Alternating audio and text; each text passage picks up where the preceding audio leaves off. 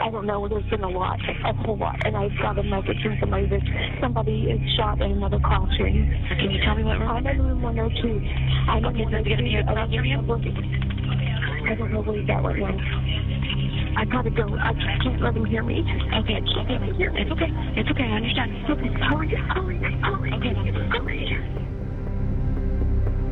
It was 8 perimeter doors and all the doors were unlocked. So the killer was able to just walk right inside the school. So if you look at the diagram in that report, it shows you how close the classrooms were where the killing happened to that door that he walked through. It was probably about maybe 30 feet. So he walked into the first classroom he got into.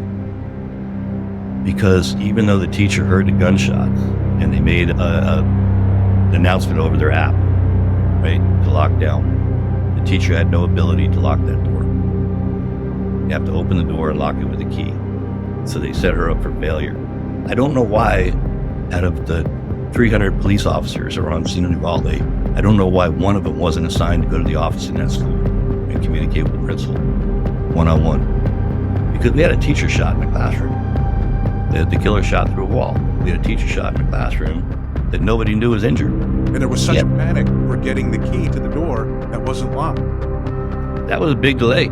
So the classroom door in Uvalde was not locked. And you saw the video of the chief of police, the school police, trying keys in a door. It wasn't the classroom door. It was janitor. Yeah. Exactly. Robb Elementary School in Uvalde, Texas. And that horrible, evil event took place in May of 2022. And just recently, the Department of Justice released its findings and review of everything that happened that day. It's a very long report. Jeff, I think that you've taken a great deal of time to review the entire, I think it's about 600 pages or so. Is that right, Jeff? Yeah, there's a lot of repetition in there, like any good federal report. It's not that hard to read. There's no compliance police in education safety.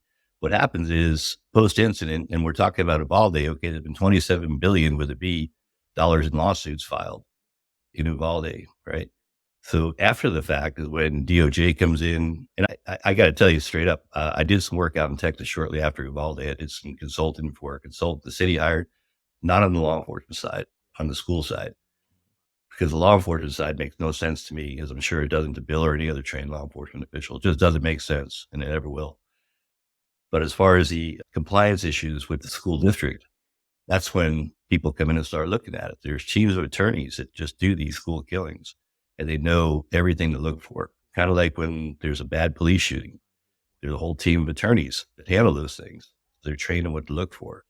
And that's when compliance comes in. And I don't know why that is. I wish there was somebody to check compliance pre-incident, because we could head a lot of these things off. When you look at Uvalde, you got to start looking 10 years ago at all the information this killer gave us, right? When I say us, I mean the law enforcement education, all the information he gave us that he was going to do this. It goes back 10 years between the bullying, the behavior, and the dressing in dark clothes and the killing animals and the toxic masculinity focused against females. It was all there.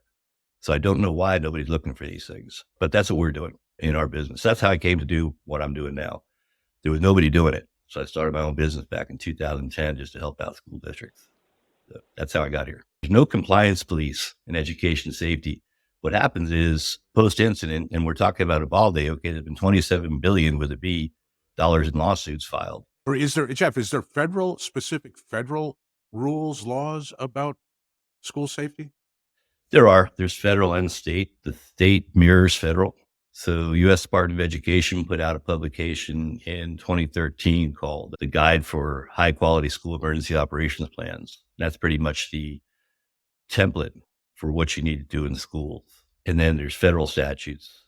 The Homeland Security Presidential Directive 5 came out right after 9/11, right? Mandate an incident command system. So I'm sure you had to go through the same training I did as a supervisor in law enforcement. You had to go through those ICS classes, which were days of our lives we'll never get back.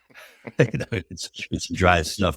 But then once you have to run a critical incident, it all clicks in your head, right? So school district mandated to do incident command system.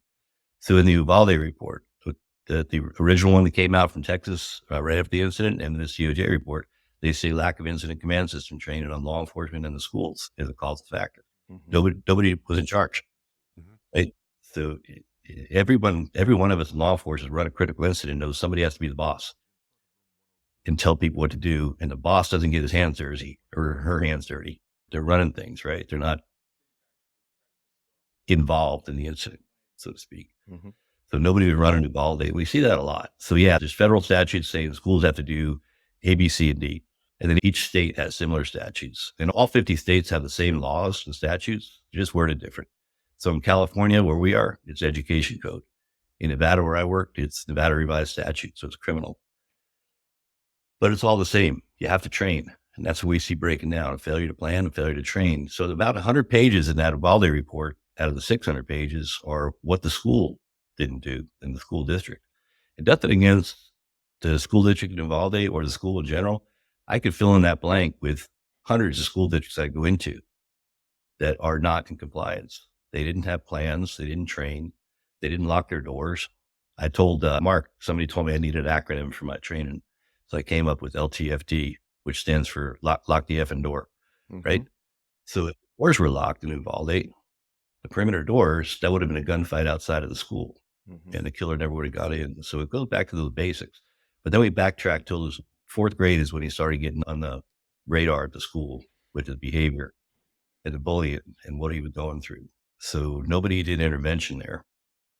And that's what we need to start doing. So now that we look back at everything he did, going back to fourth grade post-incident, if we'd have done that pre-incident through behavioral threat assessment, digital threat assessment, intervention, mental health, that could have been avoided. We have to be able to tell a school district, no, you don't need video. You need to lock your doors, right?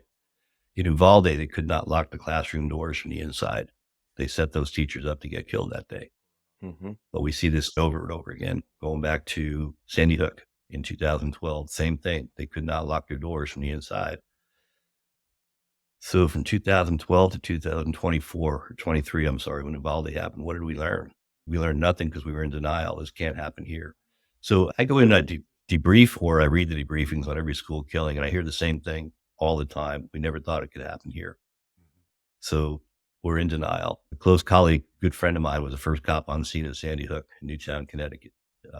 He became a school resource officer because of that day. And he told me the same thing. We never thought it could happen here, right? So denial in education is something we deal with. And again, nothing against Robb Elementary School or Uvalde School District, because we see this same thing over and over again. The lack of training, right? And those of us in law enforcement or fire service or emergency management, we know the best plan you have doesn't do you any good when things happen. It's what's in here, right? It's in your head. It's got to be pre-programmed. So in Uvalde, the killer started shooting at the school from the outside, right? He started shooting as he was walking up to the school. And there was already cops on scene across the street because he started shooting at the funeral home first. So there's already law enforcement there. So what the staff did right is they got all the kids inside. There was kids out on the playground. They got them all inside, right? But what went wrong was they couldn't lock the door once they got the kids inside. And the door lock was such, it was the old style push bar door lock. We've seen them all, right? Because in schools, you have to be able to push the door open when it's locked, right? But there's no way of looking at the lock to see if it was locked or unlocked. So the staff got the kids inside. The initial reports were the door was propped open. Yes, it was, but they kicked the rock out. It was propped the door open when they got the kids inside. So the door closed. So now let's take $450 and put what we call an electric proximity card reader lock on that door. It locks automatically. Now that door's locked if you had that lock on there, but they didn't. There was 8 perimeter doors and all the doors were unlocked. So the killer was able to just walk right inside the school. So if you look at the diagram in that report, it shows you how close the classrooms were where the killing happened to that door that he walked through. It was probably about maybe 30 feet. So he walked into the first classroom he got into. Because even though the teacher heard the gunshots and they made an announcement over their app, right, to lock down, the teacher had no ability to lock that door. You have to open the door and lock it with a key. So they set her up for failure. So since Sandy Hook in 2012, our recommended best practice has been to put a lock on a door that you can just push a button without using a key to lock it, just like we have in our homes, right? Because what happened in Sandy Hook, one of the teachers had her keys in her hand, but she lost her fine motor skills. And we know this from the reports. So we know this from her 911 call. On 911, the recording, she tells the dispatcher, I have my keys in my hand, but I can't lock my door. Because we know, right? You talk to any cop that's ever been in a shooting. You like this. So that's when the recommended best practice came in. Give them a lock that they just have to push a button. And now you can look at that button, right? I'm a simple person. Button in, door's locked. Button out, door's unlocked. Just like we have on our homes, right? So they did not do that. And we see this over and over again. And the reason is cost, right? It costs about $450 to rekey a lock like that. What's a life cost? That's my deal. And there's grant money out there, and we help school district get grant money. Communication was the number one causal factor in those deaths in Uvalde after the locked door between law enforcement and schools. And then let's train. I don't know why out of the 300 police officers who are on scene in Uvalde, I don't know why one of them wasn't assigned to go to the office in that school and communicate with the principal one-on-one. Because we had a teacher shot in the classroom. The killer shot through a wall. We had a teacher shot in the classroom that nobody knew was injured because they didn't give her communications. She got on her cell phone and called the office, but the law enforcement didn't know to get into that classroom and evac her. She didn't die, but she was shot. I can't imagine what that's like. To be laying there, gut shot for an hour and nobody knows where you are. In Uvalde, in the report, it says they didn't have maps of the school. That's pretty simple to do. You can GIS. Time out. Can you repeat that for the audience and for me too? Because it's almost unbelievable. Well, your typical map in a school is what you see hanging on a wall, an evacuation route, right? Which does no good to a tactical supervisor, right?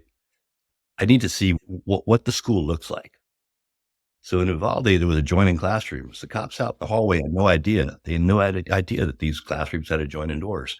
And we see that all the time, especially in elementary school as a common work area. So as a tactical supervisor in that hallway, I'm not going to have time to look at a map, but somebody's going to be in my ear on the radio that has that map and saying, yeah, this door here, you can make entry here, there's a window there, there's an adjoining door, and give me that information. So we can go to the other door and kick that while the killer's in this adjoining classroom, and we can go ahead and take care of business like we're supposed to in the first minutes, not 77 minutes. So there was no mapping, and that's in the report. So we go into a school district and there's no mapping. We bring in GIS, right, to do mapping, but we also bring in law enforcement. We bring law enforcement in our assessment with us and say, hey, you're the tactical supervisor. What information do you want in this mapping? Because with GIS, you can put anything in there, but there's a cost. I contract out GIS, very good people, and there's a cost involved. Now the school had no money for that. They have a zero budget. When I took my job in my school district, I asked my superintendent, what's my budget? And she said, you don't have one. Like, really?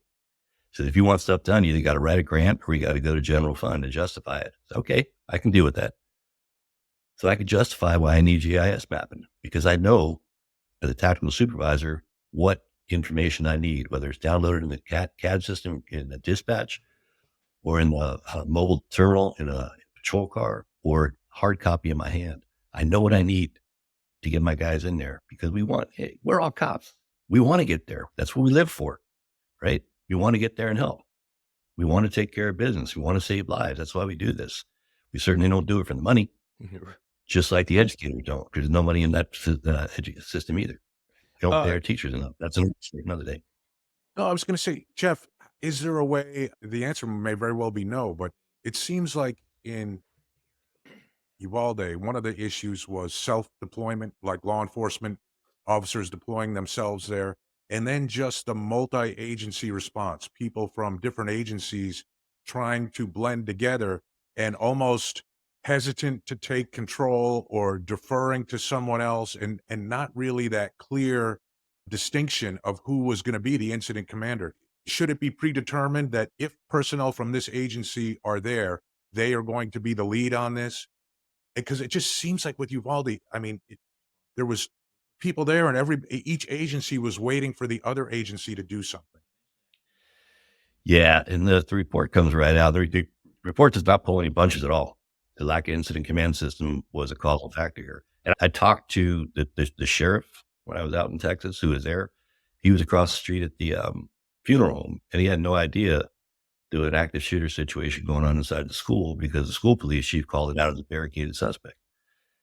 So, and again, I said this before, and I'll say it again, the law enforcement part makes no sense to me. Twice in my career as a sergeant, I moved lieutenants out of the way because they were doing stupid stuff in a tactical incident, and I took control. Both times I ended up in internal affairs, but I did okay. I wasn't going to stand by and watch somebody do a knucklehead thing because they didn't have the training I had. Nothing against the rank, right? They took a different test than I took, and they got a higher rank. But I had the tactical training they didn't. And that's what didn't happen to Uvalde. They had the school police chief running things. I don't know what his tactical training was, but I know he's not the police chief anymore. So you had cops out there, and I talked to a couple of them. They knew things were messed up, but nobody took control. So when you have a chief of another agency, and Mark, you were a chief, Bill, you were a high up supervisor. When you have a chief of police giving orders, and you're a street cop, you just think that's the thing to do. So the breakdown. But yes, incident command system says the person with the most experience or tactical experience takes over the incident commander. And that's what didn't happen. The command didn't transfer. I find too often say, well, police are going to tell me what to do when they get here. No, they're not. They're going to run their incident. Right. It's up to you to know how to lock down your school. It's up to you to know how to communicate. It's up to you to know how to do reunification afterwards.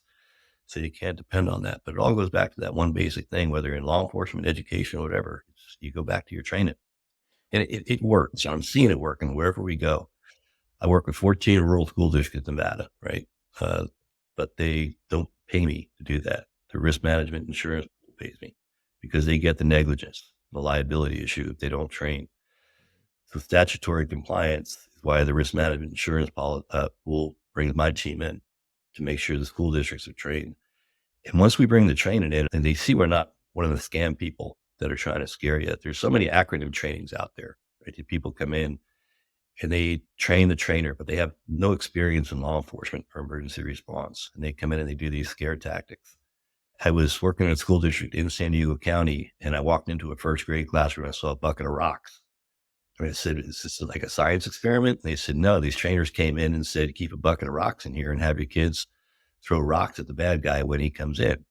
So when I hear that word when, that's a scare tactic. So what I tell folks is they're probably not coming, but now you got a bucket of rocks. I don't know about you. When I was in first grade, my arm wasn't that good. The teacher might get hit with a rock. Exactly. Before, Yeah. What are you thinking as a first grader? Yeah. What if I miss with the rock? And then what? Right. So why is that bucket of rocks even in the classroom? But they had a trainer come in from an acronym training. It's it's known throughout the country for doing training that does the scare stuff. Barricading the doors, right? They come in and say, barricade the door with heavy furniture. If you look at the diagram in the Uvalde report, every classroom door opens outward, which typically we see. So why are you dealing with barricading the door when you could just put a lock on that door? So the classroom door in Uvalde was not locked. When they saw the video of the chief of police, the school police trying keys in a door, it wasn't the classroom door. It was a janitor closet. Yeah. Sure. Exactly. Exactly. Yep. They were trying to see which was the master key. And why do you even have to, right? You know, the first note that I made reading it was the door even locked? And it turned out it wasn't. And there was such a panic for getting the key to the door that wasn't locked. That was a big delay. Yeah. And I picked up on that report also. That was a big delay because they're trying to find a master key. So that's another thing. One of the first things we do when we do an assessment in a school district is we ask the law enforcement folks, we got to sit down in a room and figure out how to get your keys.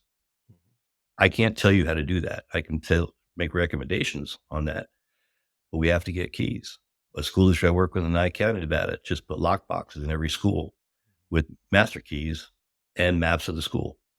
And law enforcement has the keys to those. It's not that hard to do, but it's my responsibility as superintendent of a school district to get the keys to law enforcement so that doesn't happen. So even if the door was unlocked, right, at least the cop's got a key in his hand. That's right. He knows that Sandy Hook, there was only two master keys. The principal had one and she lost her life, so they didn't have access to that. And the custodian had a key. So the cops in Sandy Hook, and I talked to them, I was up there, they were ripping their badges off and putting them under the door. They were ripping patches off their shirt and putting them on the door because the teacher wouldn't open the doors for them. Right. Because what do we tell the teacher? Don't unlock your door. Right. Right? Yeah. So they couldn't get in. There was kids that needed help emotionally and physically, and teachers. So that's just one of the things we look at. And to me, to folks with our experience, it's so simple. It's like, well, just put a lockbox in there. Yeah. Right. but they just have to hear it from us. Well, so many things that you talked about so much common sense behind it. They are so simple. And I just think that the people are unwilling to address these issues. In other words, like I said, live in denial that this could happen, extremely unlikely. But what does it take to prevent it or mitigate it? I don't want to end the show without addressing really the elephant in the room. And we've touched on it a little bit, and that's the law enforcement. Was just shambles. So we could do a whole nother episode simply on law enforcement, especially you, Reno, Nevada, Bill with the DEA, myself, the California Highway Patrol. We all worked for relatively very large, in my case, Reno, Nevada, very substantial law enforcement agency. Lots of resources, lots of diversity in education, training, and background, things like this. The same with Bill and the DEA. And so when we dealt with incident command, we were dealing with other large, Nevada Highway Patrol, state police, and FBI, LAPD, LA County Sheriff's Department, you name it.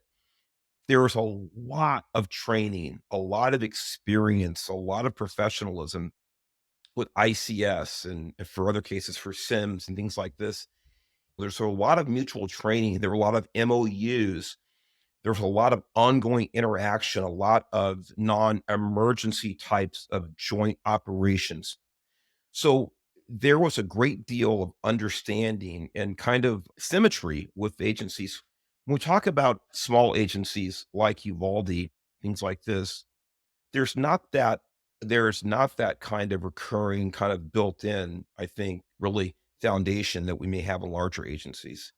Because of that reason, if you're chief of police and you know that you don't have huge resources in the form of backup from allied agencies, it almost seems more incumbent to do everything possible on the training level.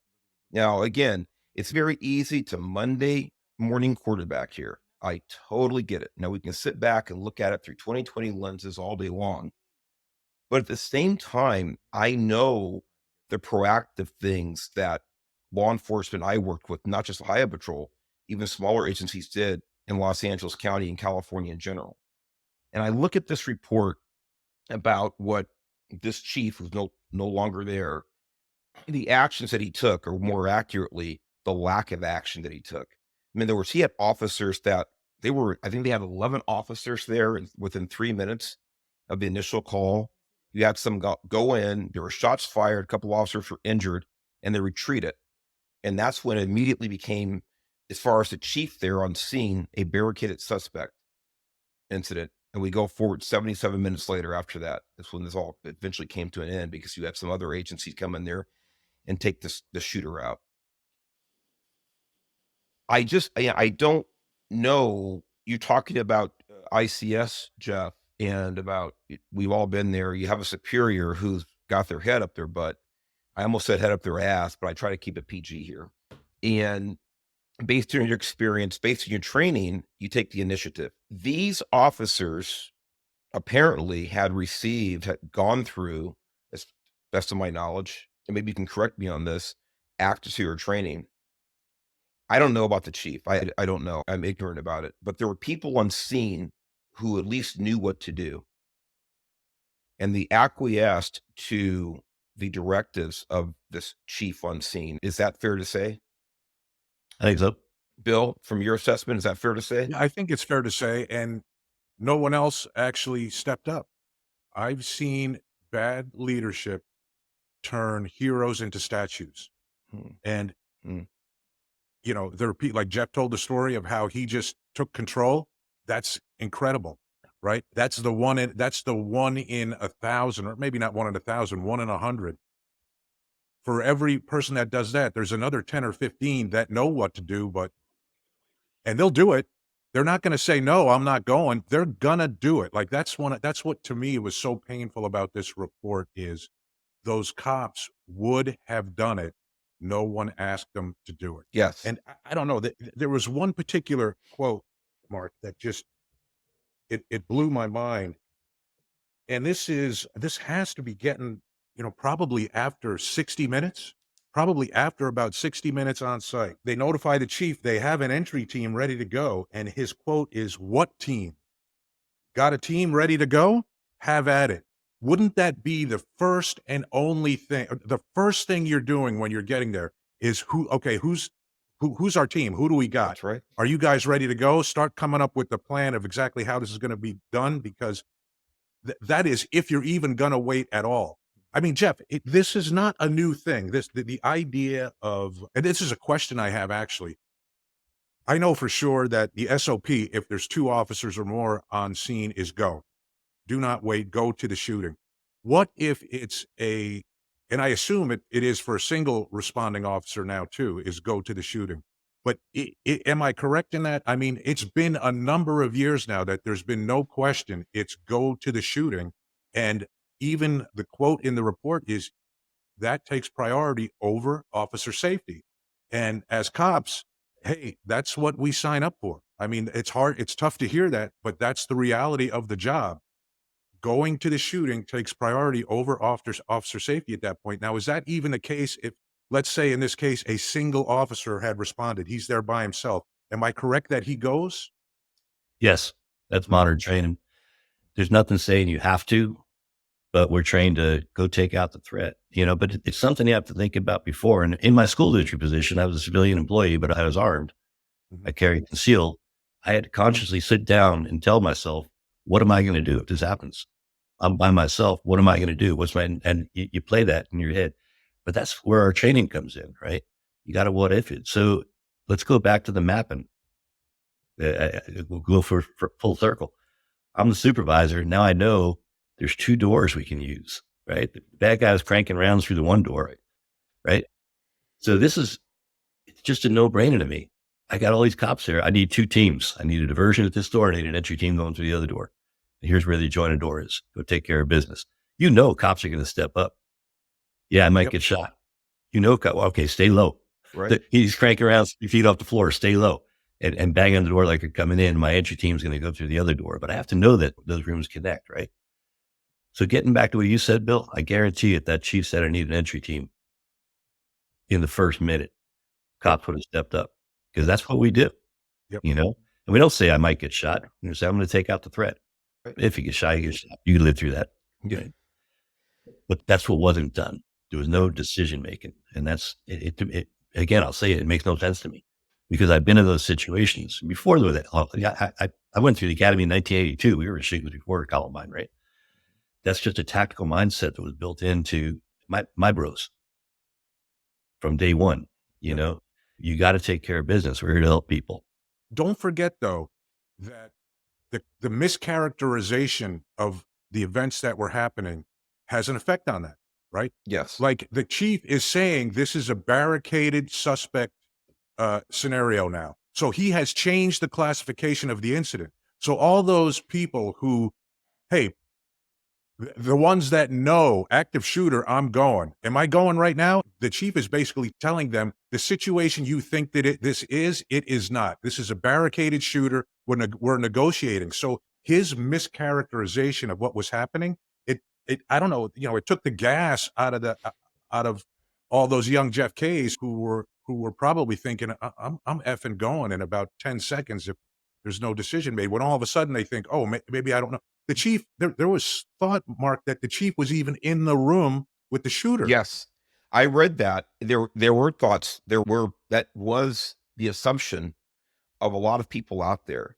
But at this point, we have dozens and dozens. I forget how many officers are on scene.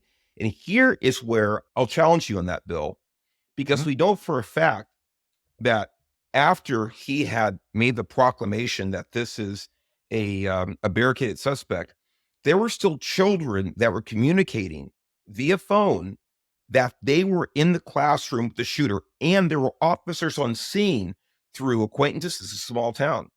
They were also getting notified through these texts and phone calls that no, it wasn't barricaded. So you're absolutely right. This wasn't a barricaded subject situation. Like I said, it has multiple layers, lots of fingers here, and you're right. This starts at the top, but it doesn't end there. I think there are still plenty of opportunities for individual officers to step up and do what they need to do. And in my mind, reading this executive summary, that's my conclusion. I think that people certainly were influenced by the chief. There's no doubt about it. But I think there was Right. opportunity and there was reason for individuals to go ahead and step up and utilize the training that they received. Yeah, it just, and the report didn't mention a lot about the deputy whose wife got killed in the classroom. That's right. It didn't. Said they Well, removed him from the school. They not only removed him from the school, they disarmed him yes. because he was trying to get to the classroom. And he knew his wife had been gut shot, Yes. and she ended up losing her life. It makes no sense to me. So even though the chief was putting this out, Mhm. somebody should have removed the chief. And, come on. Yeah. He had 2 radios and he left them both in his car. Yeah. You know? Yeah. I mean, And that whole thing. remove the chief I from mean, the scene. listen, the only thing worse than leaving the radios is the reasoning he gave for leaving the radios, Yeah. which I'm going to be honest, I don't believe. I don't think he even had radios in his car. That's my And opinion. what was his reasoning, That's not Bill? based. Go ahead and tell the audience He that. needed, Mark, he wanted to have his hands free. Yes. Yes. That was his reasoning. That was the quote. He said he left the radios behind because he wanted to have his hands free. What amazes me, Bill and Mark, is in Parkland, Florida, they arrested and charged that school resource officer with multiple felony counts That's right. because he didn't act like we thought he should act. Yeah. And that wasn't, I was the first one to come out and say, I'm not going to call this dude a coward. I wasn't there. I don't know what his level of training was. He got information over the radio from the patrol lieutenant to set up a perimeter. See, And that's what he the did. kind of thing I'm talking about. They arrested him. Why not charge this police chief with who is, it's beyond me. And in this case, Mark, eventually the officers did step up because as from that quote where you saw the chief say, "Oh, we have a team, you're ready to go. Okay, do it." They were already going to do it. But all I'm saying is what delayed them was misinformation and mischaracterization from the leader. Had he not put out false information, or incorrect, or had he not incorrectly assessed and characterized the situation as something that it was not, I think those guys would have stepped up even sooner and gone in even sooner. That's all I'm saying. And I totally agree with that. I totally agree Right. with that. Absolutely. I did not personally meet the Border Patrol, the Board Tech Lieutenant that ended up forming the entry team. I did not personally meet him, but I met people that know him. And apparently he's got a very high level of tactical training from the Border Patrol tactical teams. And I think that's the difference right there. When he arrived, you plugged somebody with information because he was only on scene for a few minutes before they formed up a team. Yes. Agent law enforcement safety is working. It's just we have to find the schools have to take that first step, right? Education is a closed community. So is law enforcement. We got to open those circles. When I tell school folks is just invite local law enforcement here. Put out coffee. Don't put out donuts. It's 2024. We like our scones. Donuts are stereotypical. Put out some food. Invite them over for lunch and let's talk about this stuff and figure it out.